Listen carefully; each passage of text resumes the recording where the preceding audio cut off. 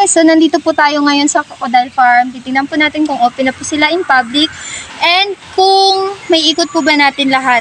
Nung bagyong Odette daw po, nakalabas daw po yung mga crocodile.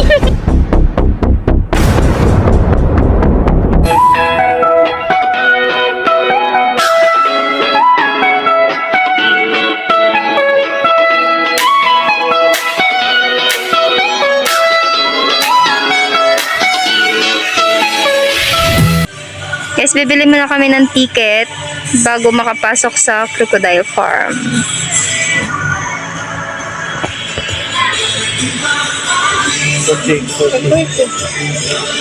You need to pay muna ng ticket, 40 pesos each, and then after here, pupunta na po kami doon sa loob. Magre-register muna kami. Bye! Yan! Ticket po mo kayo? Dito lang register po ngayon. For registration. Lahat po ba kami Opo. ang magsusulat? Actually naman sulat mo ng pangalan niyo po lahat. Okay lang naman po. Parehas ba tayo ng pirma? Hindi, pero Okay lang naman po. Ayun na tayo. Copy po na ticket niyo po, ma'am. Thank you Sige po. Pasok na po kayo sa loob. Take mo. Wow!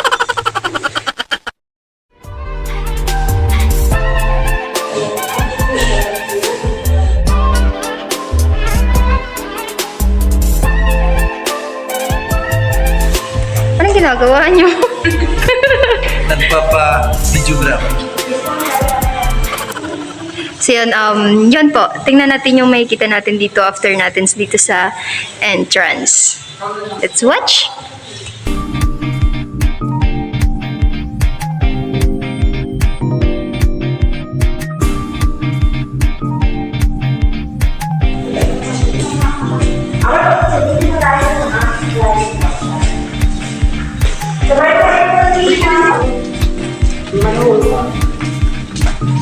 So sa building po na yan, hanggang 5 years old po na baby crocodiles yung makikita. Pwede kayo mag-take ng picture, paka-turn off lang po yung flash po ng camera. Then, huwag lang pong magpatay ng kahit ano sa mga pangkin ng baby crocodile. Yan! Mukha lang patay na. So please hands off kasi baka makain ng buhaya ang inyong mga kamay.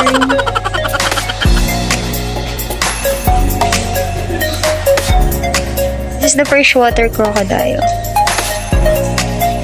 Ayan po yung saltwater crocodile. Ito po yung...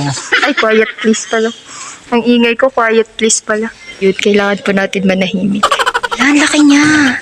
Bakit ang white niya? It's not white, yellow. This is the saltwater. Tingnan niyo, medyo yellowish. Yellowish. Yun yung Indo crocodile, pero putol po yung kanyang paa. Mahaba yung nguso, payat. After here, yung next destination po namin is yung malalaking crocodile. Makikita na po ni Isa yung mga kalahi niya. Yung mga kalahi niya po. Meron din po kami mga ibon, like ng parrot, ng mayma. So, confiscated po sila from illegal traders po yan. So, dito po tayo sa malalaking crocodile. And dito sa Prosperency, Aklan, from province po na Aklan, nasa 50 to 60 years old. Kaya nagpapalangaw yan sa tuwang. Pato naman po si Marabahay, from one din nasa 30 to 40 years old. Naka-open yung mouth, nagpapalamig lang po yan. 2 hours talaga yan. Na nagre-release sila ng body heat, hindi po sila pinagpapawisan. Siya po yung biggest, si Makmak po yan from Makaraskas. More than 60 years old na po. Halos kasi laki niya na si Rio, yung skeleton po sa labi. So pinapakain namin sila dito once or twice a week lang. Mabagal ang metabolism ng crocodile. Carnivorous po sila, sa pinapakain po namin sila ng pork, ng beef, ng chicken po sa kanang isda. So dito, si Surigao po ito from Surigao del Norte. And then nasa 50 to 60 years old, lalaki din po siya, saltwater crocodile. Hindi pa sila masyadong gumagalaw. Nocturnal po ang crocodile. Mostly gabi sila active. Pag daytime, kadalasan tulog lang po yan sila o kaya po nagpapahinga. So hindi rin kasama yung tao sa diet nila. So mostly for protection lang po yung ginagawa ng crocodile. Hindi yan nila sinasadya na makakain or makapatay po ng tao. So, hanggang dito lang po yung guided tour natin later. Pwede kayong pumunta sa reptile house. Meron po kami mga snakes. Nasa enclosure naman. So, safe naman po yung puntahan. Pag pumunta po kayo dito sa crocodile, aside sa sinasabi nilang crocodile, meron din pong iba't ibang klase. Ay, iba't ibang klase? Dalawa lang pala. Dalawang klase ng ahas. Burmese python, tsaka python na dilaw. Malalaki na sila. So, yun po. Tundagin ka niya. Oh my gosh! Yan, ito po yung python na kulay dilaw. Ang laki po ng katawan niya. Ang haba. Tapos, ito po yung Burmese python. Sobrang laki niya na, guys. Actually, kasing laki na siya ng legs ko. And then, aside dyan, meron din sila dito. Another python. Grabe, ang laki niya.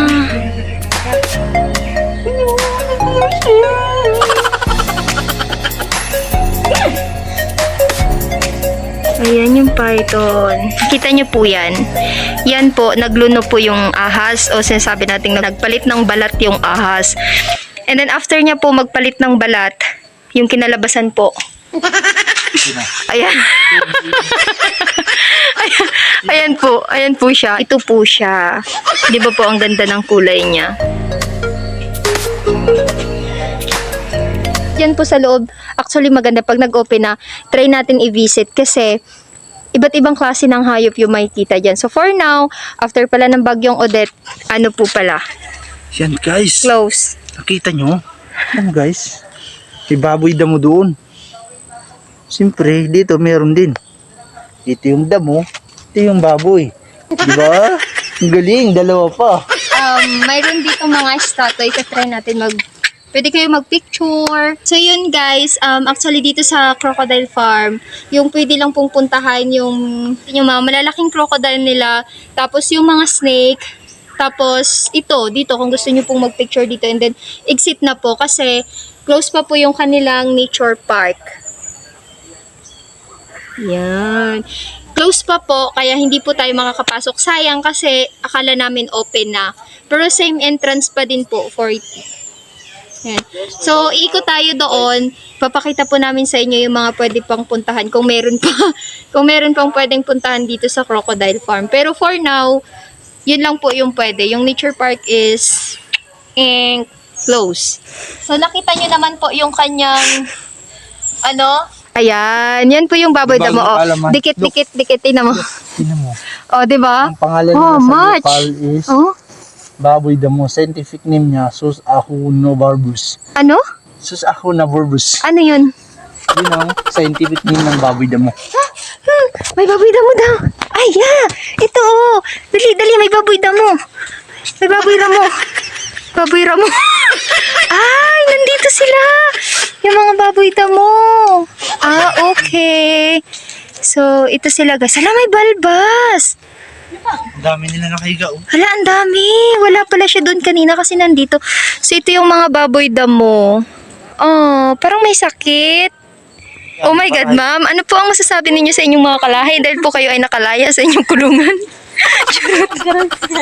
Kalahi niya. Kalahi niya. Yan po. Ito po siya ay ano nga yun? Baboy-hawan.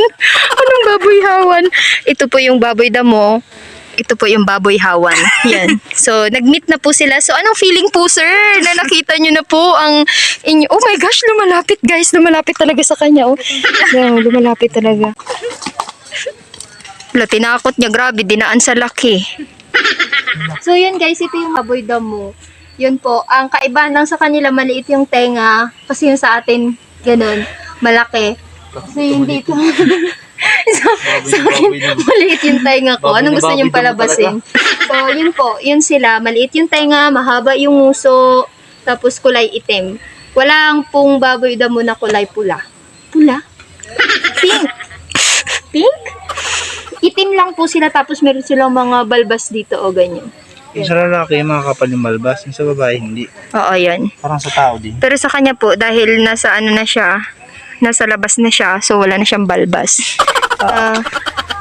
Bye guys, so yun po, yun lang yung mga pwedeng puntahan dito sa Crocodile Farm. Hindi lang siya literal na Crocodile Farm, partida may ahas, mayroon din baboy damo, may baboy hawan pa, o yun.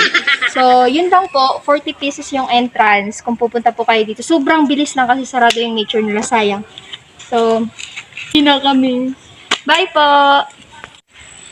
Ginagawa niya. Ay, may ano po pala. Dito po pala sa ano. Ay sorry po. Nagulat po ako, Sir Tek. Ay, sir, may tanong po pala. Sige po. Nung ano po, nung bagyong Odette daw po, nakalabas daw po yung mga crocodile. Hindi. It's a prank lang po, yan. Yan lang, sir. Ay, issue. Tara, thank you, sir. Salamat po. Yun, hindi po talaga totoo yung issue na nakalabas yung crocodile nung bagyong Odette. Churchill lang. Tsaka, bago po kayo mag-exit, meron pong 60 pesos na babayaran kung gusto nyo pong mag-hold ng totoong crocodile. Girl trip! So yun guys, don't forget to subscribe, like, and share!